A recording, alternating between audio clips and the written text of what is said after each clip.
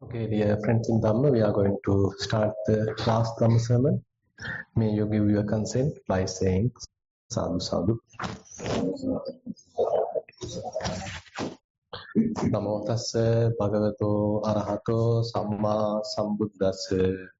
Namo tassa bhagavato arahato samma sambuddhassa. Namo tassa bhagavato arahato samma sambuddhassa. Katam bhavitaca bhikkave satta pocchanga katam bahuli kata vijja vimutting paripurenti ti.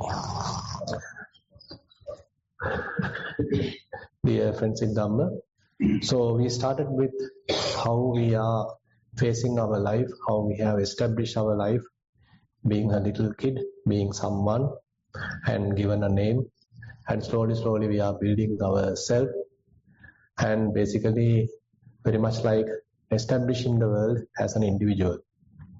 And that individual basically has a name, has some properties, has an education and various kinds of assets to highlight that individuality.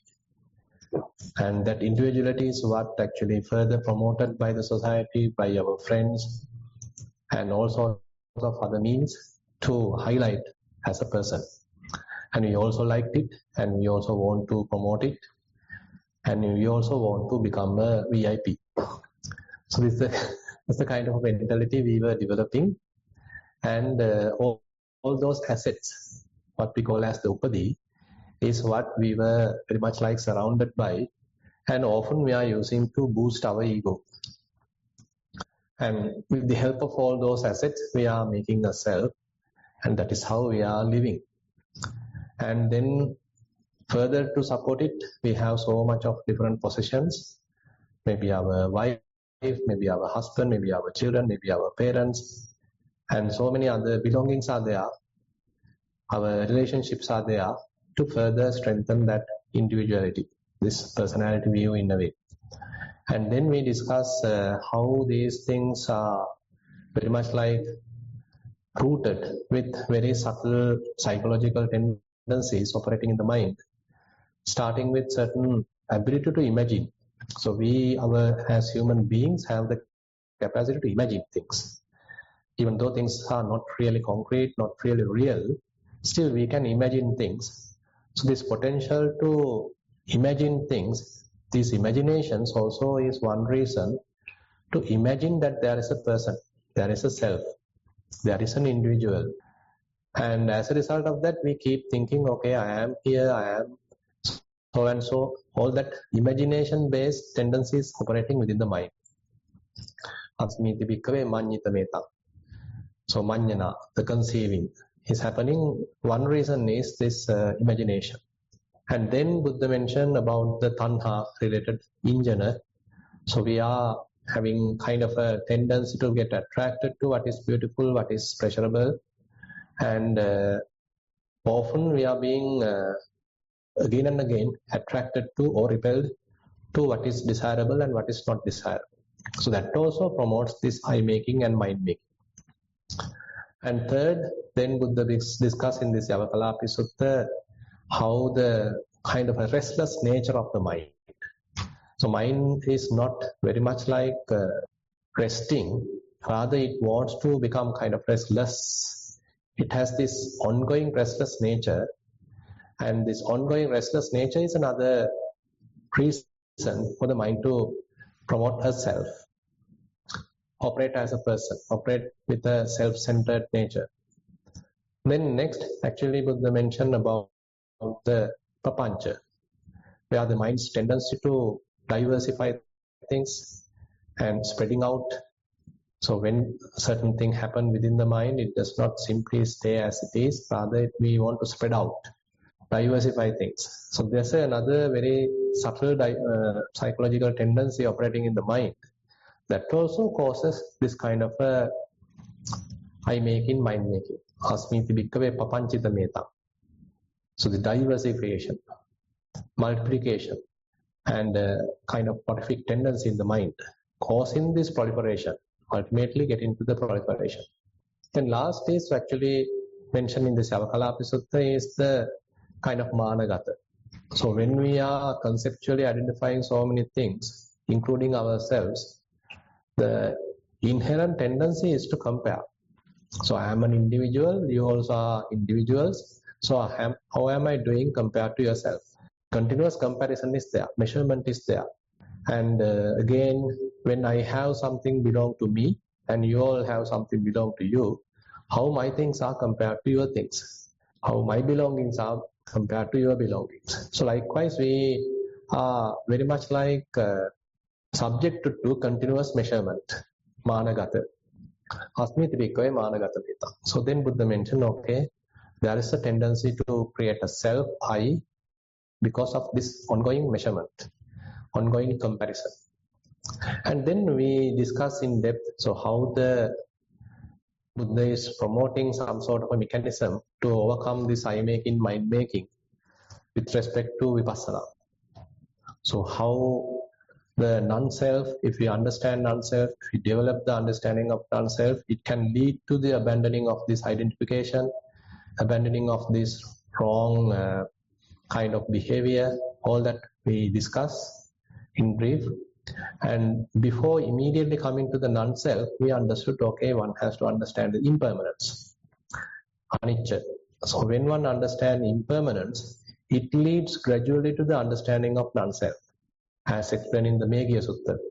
So therefore, understanding impermanence in different phenomena becomes one of the crucial paths of the practice. That is what started explained in the Satipatthana Sutta. So one is paying attention to the body and trying to recognize how these phenomena are arising and passing away. Arising, changing, passing away. So different stages are there, not immediately. Say you understand this body is simply walking and you abandon all that unnecessary conventional conceptual stuff and try to simplify your understanding, simplify your attention, and then recognizing maybe part of the body and how it is operating, how it is behaving, slowly improving the body awareness so that you are tuned to the operation of the elements, how the earth element is manifesting, how the water element is manifesting, how the air element is manifesting, how the heat element is manifesting. So that now you are looking at the element characteristics. So the heat element shows itself using its characteristics. Hardness, softness, roughness, smoothness, heaviness, lightness. So these are its characteristics.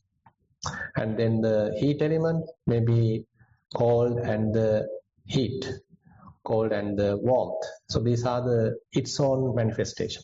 So likewise, now we are very much like attuned to elements characteristics. So we are recognizing how these elements are operating within this body.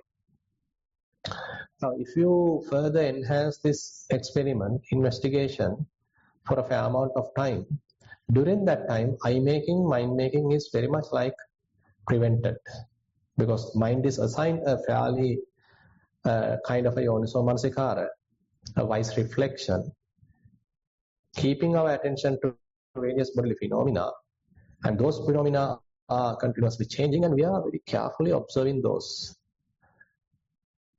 And that operation, that experiment develops a certain amount of wisdom in the mind that prevents that ignorance-based I-making, mind-making. So maybe after a while, probably your mind might kind of question, where am I? What happened to me? Where the I has gone? So that kind of an inner question, kind of a curiosity might arise, because it is not a real I that we all are perceiving. It's a kind of a fabricated I. It's a mind-made I. Ignorant base created I is what we are experiencing. But more we are developing the wisdom, that wisdom is very much like preventing that ignorant operation, ignorant creation of I and myself. Now, yesterday we discussed further actually how one is establishing this understanding. Once one has gone through a fair amount of practice again and again, so one is able to maintain the mind free from an attachment, free from grasping, free from I-making, free from mind-making for a fair amount of time. Not immediately, but slowly. One is very much like rising up. We were very much like immersed in darkness. Now we time to time see the light. Alokudapadi. But not continuously. So we have to now familiarize with this understanding. We have to be in this understanding. We have to dwell in that emptiness. So all that needs another level of practice. That's what we discussed yesterday using the several suttas like Indriya Bhavana Sutta. So once one is introduced to this equanimous, unattached, non-grasping, stress-free, quite restful state of mind, okay, try to dwell there, try to be there, establish there. Etan santang, etan panitang, yadidang upekha. This is sublime, this is peaceful, this is this equanimous, this equanimity. So one has to kind of develop oneself to stay there. That is not easy in a way, because mind is not very much like enjoying it, because there is no I there, there is no person there, there is no very much like a personality there. So you might feel kind of bored, you might feel left out, you might feel ignored, because we like myself, we want ego, we want ourselves as an individual, we want myself to be a VIP, but here no person to be a VIP. So therefore you feel little lethargic, you feel little drowsy, a different kind of friction might come from the egocentric thinking. So therefore Buddha encourage us to try to be there. So there's a beautiful sutta called Parangama Sutta. You can refer in the Bojjhanga Samyutta, where Buddha emphasized that the yogi has to promote oneself, or yogi has to train oneself, motivate oneself to dwell in this viveka. Sukham dhammam kanham dhammam vipahaya sukham bhaveta panditu. Oka anokam agamma viveke yatta durama.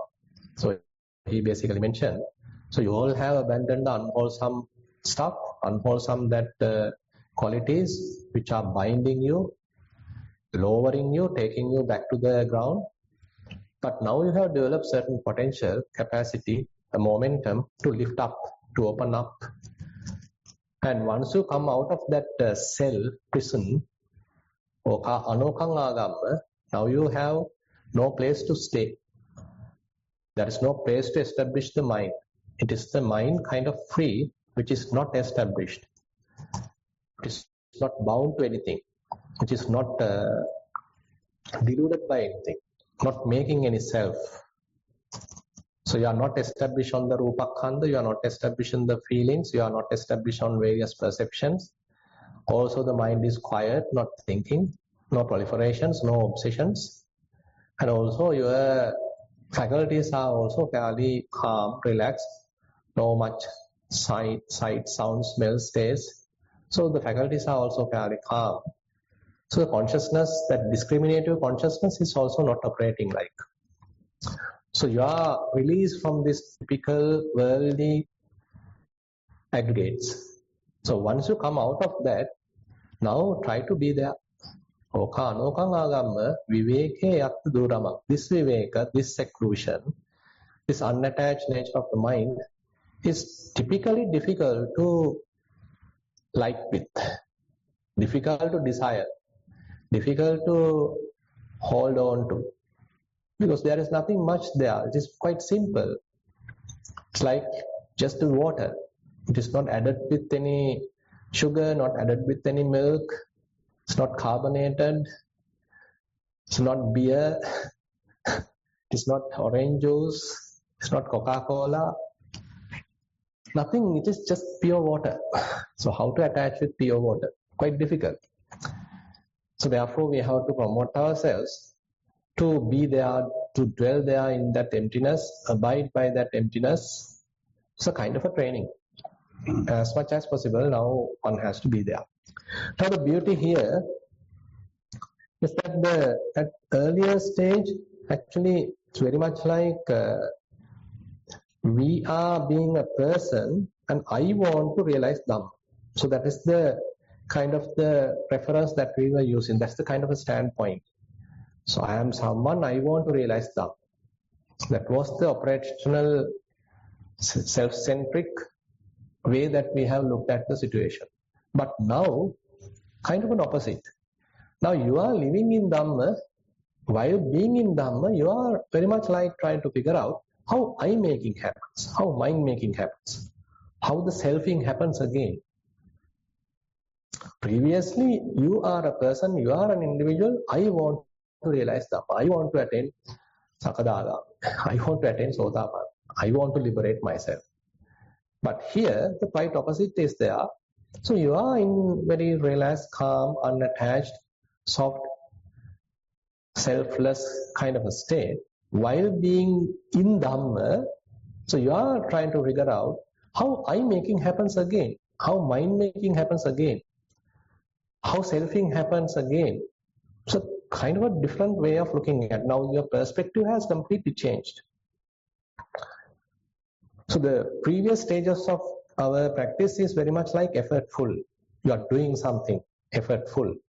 So you are developing mindfulness, you are developing concentration, you are developing fair amount of focused attention, using which you are trying to investigate, you are developing Dhamma-vichaya, and then you are balancing the effort, further development of the effort.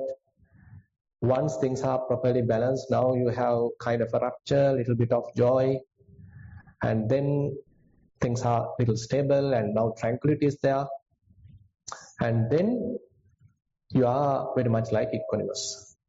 From Sati Sambojjhanga, you reach the Dhamma-vichaya. From Dhamma-vichaya to Viriya. From Viriya to Piti. Piti to Passaddhi. Passaddhi to Samadhi. Samadhi to Upekha. It's kind of a gradual process, but a doing process. The gradual development of Vipassana in a way. You are developing mindfulness, and once mindfulness is well established, you are supposed to develop Dhamma-vichaya, investigation. And in order to do that, you need fair amount of effort. That also need to be balanced. And when things are well aligned, now you feel piti, you feel little rapture, you feel joy. Because now Vipassana is not that difficult. You can keep investigating different phenomena, and you become trained in that exercise in a way.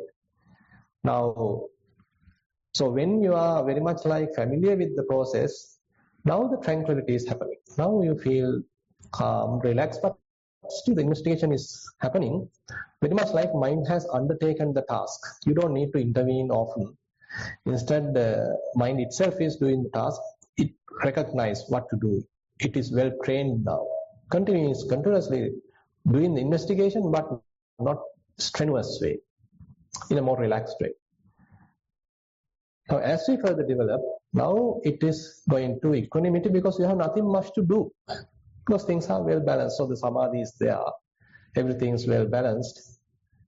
So all the horses are driving the cart in equal speed, proper speed. All are well synchronized. So you just rest. Very much like that. So you end up with equanimity.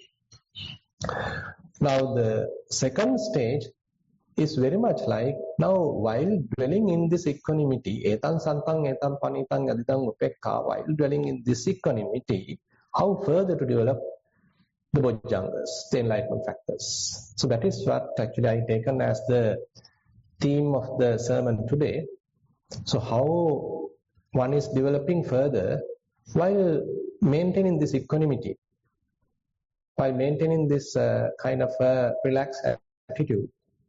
So that is mentioned in the Anapanasati Sutta and several other suttas. So how one is developing that state. So as Buddha mentioned here, let me repeat it. Katam bhavita ca bhikkhave satta bojjhanga katam bahule kata vijja vimuktim paripurati. Monks, how to develop further the 7 enlightenment factors, how to maximize it so that you are further fulfilling knowledge and the freedom, vijja and vimutti. Ida bhikkave bhikkhu sati sambojjhangam bhaveti viveka nisitang, viraga nisitang, nirodha nisitang, vassagga parinama. Dhamma vichaya sambojjhangam bhaveti viveka nisitang, viraga nisitang, nirodha nisitang, vassagga parinama. And he repeats all the 7 enlightenment factors in the same manner. So you are very much like dwelling, you are very much like associating that viveka, associating that restful nature of the mind, quite equanimous nature of the mind. You have nothing much to do. Give a rest to the mind as much as possible. But when different phenomena are there, if they are trying to intrude, if they are trying to interfere, then you may have to little interact. That also depends on where we are. And very much like the tendency is to dwell in that equanimity. Just rest in that equanimity. So don't struggle now. Don't be in the doing mode. Jump to the being mode. You are now a human being. So we were like doers. Every time we want to do something. Now just be a human being. Just look at things, how things are happening. Just dwell there. Just be equanimous, calm, relax. In case mind has taken the wrong habitual path and get back to the attachment, okay, help him to release. Less activities in a way.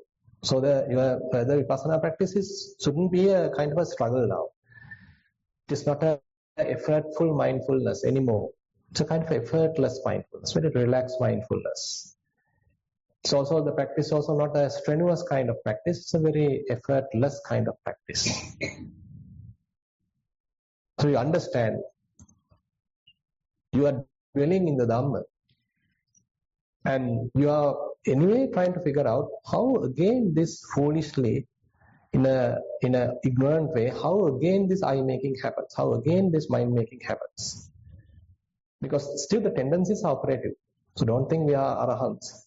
So we are still very much like have the kind of sedimented underneath defilements. Time to time they can pop up.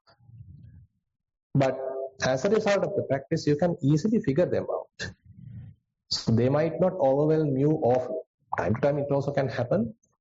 But you are fairly safe. Your mind is quite sensitive, fairly mindful. And as a result of that, these defilements may be able to recognize at their early stages. And now, while you are doing this, actually Buddha gave a different way of similes to give us a kind of indication. Now let me take another little sutta, that is Maha Rahulavada Sutta in Majjhima Nikaya. So there he mentioned another beautiful way to Venerable Rahula. Akasa samang Rahula, bhavanam bhavehi. Rahula, you develop your meditation like you like the sky. Akasa samang hite Rahula bhavanam bhavayato, uppanna manapa manapa passa chittang na pariyadaya tassanti. Rahula, develop meditation that is like space, like sky. When you develop meditation that is like space, arisen agreeable and disagreeable contacts will not invade your mind and remain there. Because it's so vast, so spacious. And Sayyathapi Rahula. So this is very important. Sayyathapi Rahula. Akaso na kattachi patittito. Na kattachi patittito. Evameva kor twang Rahula. Akasa saman bhavehi. Bhavanam bhavehi. Akasa samanhite Rahula bhavanam bhavayato. Uppanna manapa manapa passa chittang na pariyadaya tassanti. Just as space is not established. Now, if we ask where the space is established, any place, so you can't find where the space is established. So space is very much like everywhere. It is not established in any place. So now Buddha points out, okay, Rahula, develop your wisdom, develop your samadhi, develop your meditation like the space. They are not established. Just as space is not established anywhere, so too Rahula develop meditation. That is like space.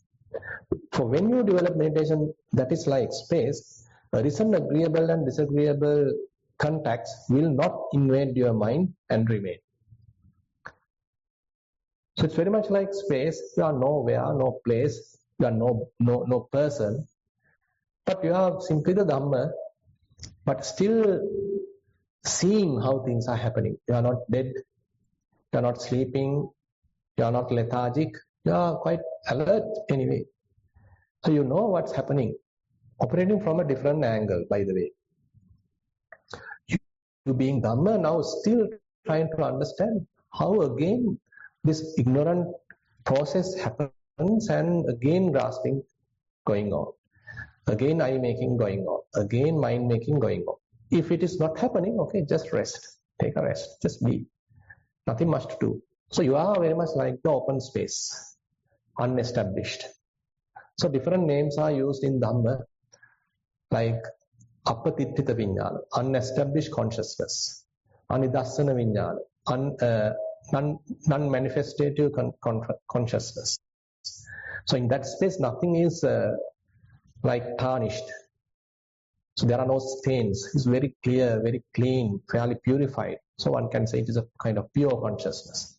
So, or conscious awareness. So different names can be used to represent this state. So very clear, clarity of the mind is available, presence of the mind is available, and relaxed calmness is available, tranquility is available, restfulness is available. There is no stress, no attachment.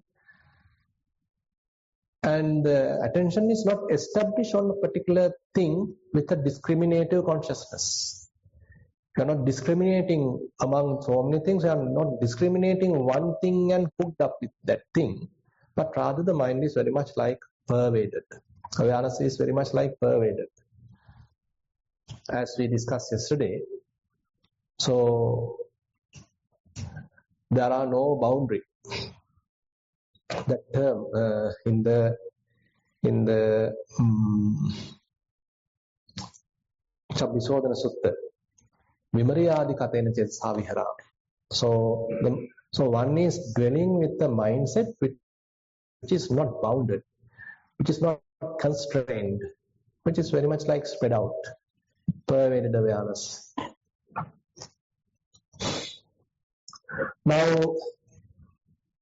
Now we can come to another deep area in a way that sometimes people ask the question, so who is the observer?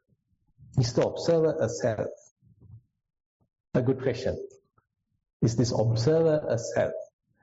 So you can refer Kalakarama Sutta for a fairly profound answer for that. So how Buddha very cleverly denies the selfhood at many different locations in a way, many different facets, many different aspects. So it is actually described using, I would say, 4 stages. So you are, whenever your eyes can see something.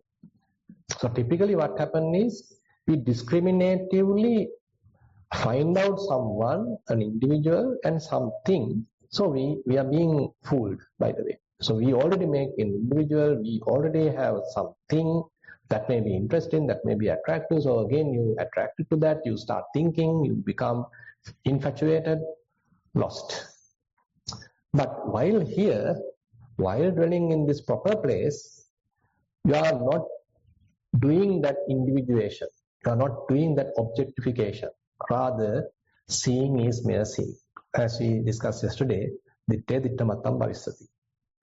So datta bang dittang na manyati. So in the Kalakarama Sutta, Buddha points out, does not conceive of a visible thing as apart from sight. That's a sight, that's a seeing happens, but there is no thing. So you are not objectifying, you are not narrowing down the mind, focusing the mind and landing your attention on one thing and objectify anything. Rather, mind can still see, but not discriminatively. And then adittanga manyati. You are not conceiving based on an unseen. So people imagine based on something not seen. You don't need to see really everything. You can imagine. But still you can conceive. Okay, I have to go there. I have to see that. I haven't seen that. So there still I-based, self-centered thinking is possible based on not seeing. That is also not there with the Buddha, with the Arahant. And then dattabbang manyati, that means thing worth seeing. Okay, you are not currently seeing, but something is worth seeing. Something is worth seeing. So based on that, you can objectify that what is worth seeing, and you can think as a person, as a self. That is also not there in the Buddha's mind, in the Arahant's mind. Interesting part is the last one, dattaranga manyati. You are not conceiving based on a seer, based on an observer. Thinking that there is a person here, there's an individual here seeing the sight. There is no something like that. There is no seer here, but the seeing capacity is there, process is happening, but there is no seer, there is no observer here. So likewise, Buddha elaborate to the sutta. Say you can hear things, you can hear sounds. Typically what happens is we objectify what we hear. I have heard that he was blaming me. I have heard that he was criticizing me. So we typically take standing like that. So we created someone here, and he was blaming. That is also something. This is how we operate.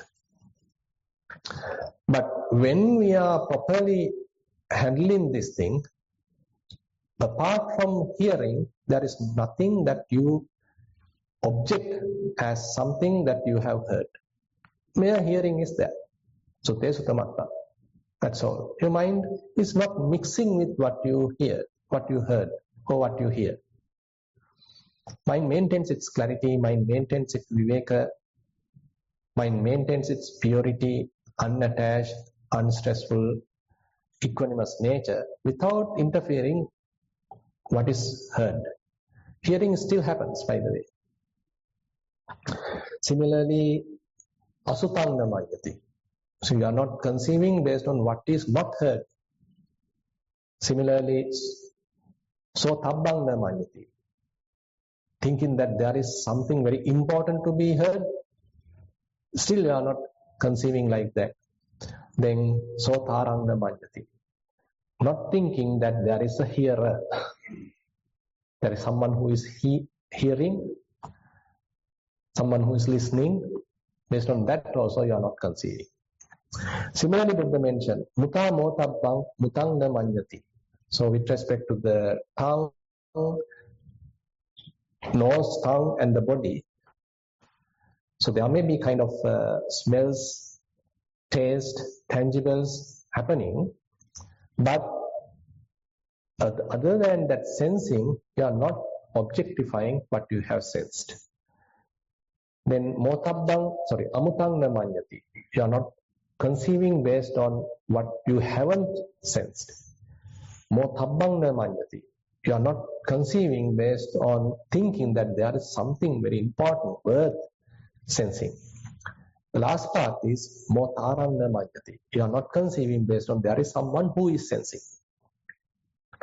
Now we are coming to the last part. That is the very interesting part with respect to the mind. Vinyata vinyatabbang vinyatang na manyati. Apart from cognizing, apart from knowing, there is no anything that you are knowing. Now typically what happens, that whenever thoughts come into the mind, we give a name. And we even attach a label. We even personify that. Okay, I remember my mother. I remember my daughter. I remember my enemy. I remember my colleague. So you attach a name and you remember who he is and all that. So whenever a thought comes, whenever a mental object comes, whenever a sign, perception, sanya comes, we go to the unnecessary objectification, saying, okay, I have seen that. I remember him. I'm going to meet him. So what happened was there's a simple mental image came to the conscious awareness, but rather than seeing in that angle, we objectify that and say, okay, I remember him. So we have taken this nama rupa, name and form, as something real. How about seeing name and form as mere name and form? So it's a mere perception, it's a mere thought, it's a mere idea, something like that. So thing didn't come to the mind, but when it is not hasn't come to the mind, when it hasn't come to the mind, still you can do the conceiving. That's also not there. Viññātabbang na manjati. Thinking that there is something to think, something to figure out, something to understand. You are not conceiving like that. The last part is another interesting thing. Viññātarang na manjati. There is no thinker. There is no person, there is no observer who is knowing all these things. There is no cognizing agent who is doing it. Thoughts are there, but there is no thinker. Ideas may be there, there is no who is generating it. Knowing is there, but there is no knower. So these are in a way quite difficult to understand, maybe logically, but quite interesting. Buddha is giving us a kind of a challenging area. So when you recognize certain mental activity, don't think that you are the one knowing it, you are the one sort of thinking it. There may be thoughts, so don't go and unnecessarily claim it as yours. So they are simply passengers. So don't every time stop your vehicle and put all the passengers into your vehicle and try to go. Mind your own business. If you are not driving a bus, maybe a kind of a commuter vehicle, so if it is your own private vehicle, probably you can carry on your path. No need to again and again stop at each passenger. Probably he is going on hiking or he is maybe on jogging, so don't disturb him. So we are like trying to stop at each passenger who may be going on some other place. We are always asking, okay, why don't you come into my vehicle? So this is my vehicle, please come in. So thoughts are just passengers, like thoughts are just other people. Let them mind their own business. Don't claim them as yourself. There's an interesting book recently written by one of the Buddhist psychotherapists, Mark Epstein, Thoughts Without a Thinker. Thoughts are there, but there is no thinker. Psychotherapy without a self. So these are kind of very interesting directions now the Buddhist philosophers, psychotherapists even are moving ahead. So previously they want to kind of personify. They want to build a self. The self was not boosted, so the person was depressed. Now you somehow help to boost the self. You boost the personality. You motivate him, you boost the self, and now the person is somewhat happy because the further pumping has happened, so the self was boosted. But how about telling him, okay, there is no self as such, and you are going in a different path. Thoughts are not yours. Very difficult, by the way, because we are used to that illusory kind of a ignorant understanding. There is a self. I have to be happy. All are these different assets. They are helping me to boost myself. So when the opposite happens, you feel depressed. When someone is operating in a more clever, understandable, more intelligent way, probably you can understand, okay, things are happening, but there is no self, person, individual, ego operating here. So therefore, in the daily practice, probably we can, whenever we are operating, whenever we are thinking, probably we can step out, step back, and see whether am I thinking wrongly? Am I trying to possess these thoughts? Am I trying to claim these thoughts as belong to me? Why can't I let them go? Why can't I disclaim them? Why can't I simply come out of it rather than claiming it, rather than tangled with them? Let them go. So assume that you are going through certain moods. Say you are unhappy. So why can't we, typically what we say, I am unhappy, I am sad, I am worried. How about looking at from a different angle? Okay, there is sadness available. There is worry at the moment available. There's a kind of a pain available. So you are looking at from a different angle. Not that difficult either. Now, when there is a pain in the body, so typically say headache. So my headache. So rather than saying my headache, so there is headache available, there is pain available, there is sadness available, there is worry available. So you are not identifying with it. It's true. Anyway, you acknowledge it. Yeah, there is some kind of a worry available. Say someone passed away, kind of a loved one passed away, then worry available. Okay, you accept it, you acknowledge it. That's worry available. Fine. It is not I am worried. Okay, there is worry available. There is sadness available. There is sorrow available. So you are looking at from a different angle. As Buddha mentioned with the Four Noble Truths. Idam dukkham arya satcham. Monks, there is suffering. It is not that I suffer, rather there is suffering. So looking at from a very, say, non-objective or rather impersonal way. You are not personifying the sadness, you are not personifying the belongings. You simply look at them from a different angle. Oh, there is sadness, there is suffering, there is body pain, there is a headache, there is hunger, there is thirst. It is not I am thirsty, it is not I am hungry, rather there is hunger. We can try. Then when we are using the language, we can little careful if you want. Say, while using language, how often putting myself, I strongly and try to boost a self. So how about telling that we did something collectively rather than saying, okay, I am the one who did it. And another way is that assume that you go through a kind of a conflict with someone, having an argument. So while an argument, can you have a little break, mindfulness, and look back? Which part of me being threatened? Where is I being threatened? So these are very interesting kind of tools, because sometimes, it is not when we are in a very relaxed mood, the I is boosted. But when you are being threatened, when someone has pushed the buttons, then only you feel, oh, how dare he is telling me like this?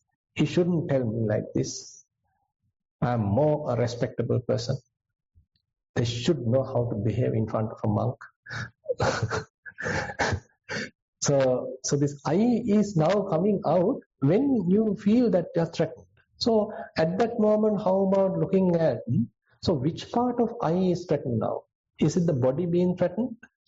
Is the feelings being threatened? Is the perceptions being threatened? Is the thinking being threatened? Is my view, the vision, the sight, sounds, or this seeing, hearing, smelling, tasting, touching, thinking, is that what being threatened? So which aggregate being threatened for you to be angry, for you to feel upset? So that's why actually we are going against the grain, against that wrong, ignorant tendency, rather than simply being a victim of that wrong, ignorant tendency. Now when we are operating like that, as we discussed yesterday, so very much like we are not much subjected to positivity and negativity. So typically world is taking the extremes. either good or bad, or long or short, white or black, far or near, good or bad. So this is the kind of dualistic thinking that we often trapped with. But when your mind is very calm, relaxed, unattached, unstressful, so then you are very much like free from this positivity and negativity. Even though the world is talking about that, so you have the capacity to stay away from that. So now is very much like what we discuss is the non-identification, atammeta. You are not making a self out of these worldly affairs. You are not making someone based on these typical things. You are someone away from the world, like you are not bounded by the aggregates. You are not holding the aggregates. You are not consumed by the aggregates, but you are operating at a different level. So let me quote one interesting passage from interesting book from Ajahn Chah. It's called Still Flowing Water. Now that term also very beautiful, still flowing water. So this state of mind is still. It's not moving by the way. But also you are not dead. Yeah, you are continuing the life also. You are maintaining kind of a stillness. Mind is not distracted, mind is not restless. So it is still, you are calm, resting. But at the same time, vigilance is there. Knowing factor is there. Therefore flowing is there. So the name of the book is very meaningful. Still Flowing Water. Ajahn Chah. So I am quoting here. If there is no long, there is no short. If there is no right, there can be no wrong. People these days study away, looking for good and evil. But that which is beyond good and evil, they know nothing. I am repeating. But that which is beyond good and evil, they know nothing. All they know is the right and the wrong. I am going to take only that is right. I don't want to know about the wrong. Why should I? This is how they are questioning. If you try to take only what is right in a short time, it will go wrong again. Right leads to wrong. People keep searching among the right and wrong.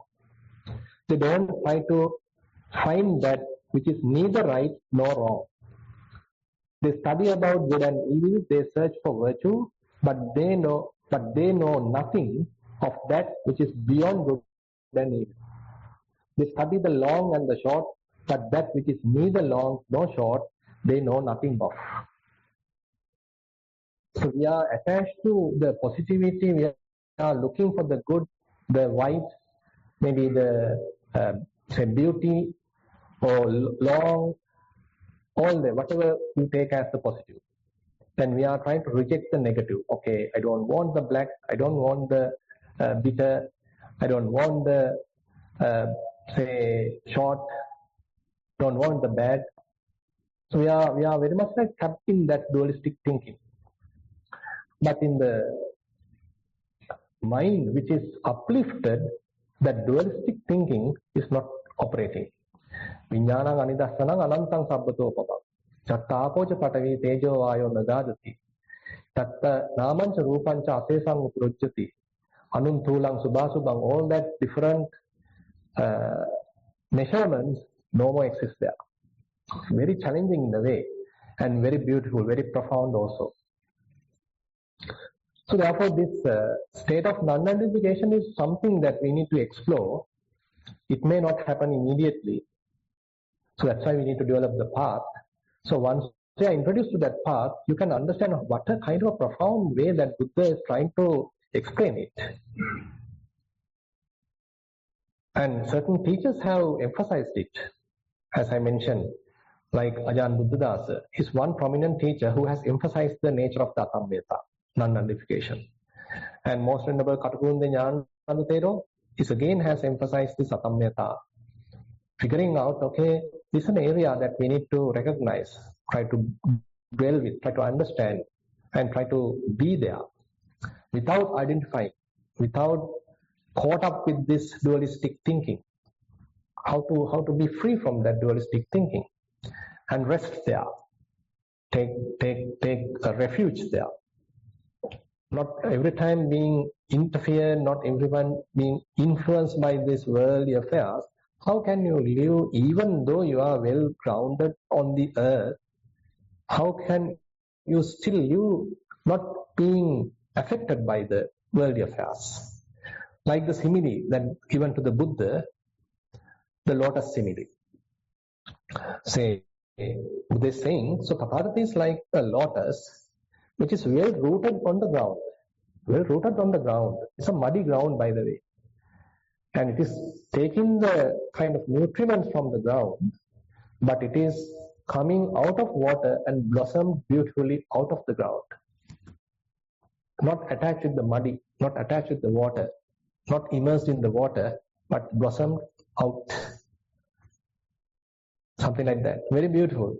How Buddha is introducing his character like a lotus flower. Taking kind of a nutriments also from the worldly affairs. So this state does not mean that we are here to deny good and the bad, moral standards. It's not the thing. So we have to maintain the balance. We need to respect the conventional reality, and we may have to even use the conventional language. Actually, there's another incident happened during the Buddha's time. One Deva came to the Buddha and he is asking from the Buddha, Bhante, I hear these arahants, these so-called arahants, still use saying that I heard, I am the one who preached. They still use this terminology. Do they still have this identification? Are they operating as a person? Why are they using this? I talked to him, he told me, so they are using that normal thing. What's going on? In Arahanta Sutta, very beautiful. So Buddha mentioned Antima Dehadhari. Let me memorize remember the verse. Yohoti bhikkhu arahang katavi khenasavo antima dehadhari. Ahang vadami tipiso vadeya mamang vadami tipiso vadeya. Loke samanya kusalo viditva vohara mattena sovo hareya. So Buddha answers telling, Yohoti bhikkhu arahang katavi. There may be a bhikkhu, there may be a monk who is completely an arahant, fully enlightened. Katavi, he has done the job, he has completed the task. Kirasavo, he has abandoned all the fetters. Antima dehadhari, this is his last life. Aham vadami tipiso vadeya. But he also tells, okay, I am the one told that. Aham vadami tipiso vadeya. Mamang vadanti tipiso vadeya. He also may say, okay, he told it to me. So he's using the typical words. He's using the typical language. Loke samanya kusalo viditta. That's the important thing. He has understood the conventional reality. He has understood this folk jargon, whatever the terminology, very beautifully, very properly, profoundly. He's using that. That's it. Loke samanyam kusalo viditta vohara mattena soharaya. He's using it mere as a language, mere as a tool, just to communicate with the others, not taking it too seriously. He knows it is a mere language. He's using the terms I, he is using the terms me, myself, everything, but he knows there is no intrinsically person here, there's no individual here. It is a mere way of telling to the others, mere way of communication, mere way of expressing oneself. That's it. So therefore, it is not a kind of prohibition to use the language. It is not the prohibition to say I told it, he told me. No. You can use the language. One can use the language. Arahants still use the language. Buddha himself has used the language, but without identifying, knowing the limitations, not thinking that there's intrinsically self there, not thinking there's intrinsically a person there. Rather, simply using the language in a skillful way to communicate with the others. So therefore, the path is a very beautiful path, maybe quite challenging, but leading us towards the liberation. Okay, with that note, I like to conclude the Dhamma sermon, and thank you very much for attentive listening. Okay, today we actually don't have a guided sitting session. Instead, we'll directly have the Dhamma discussion at 1 p.m. And after that, we are going to wind up the session. Okay. Thank you very much for participation. Thero Samad.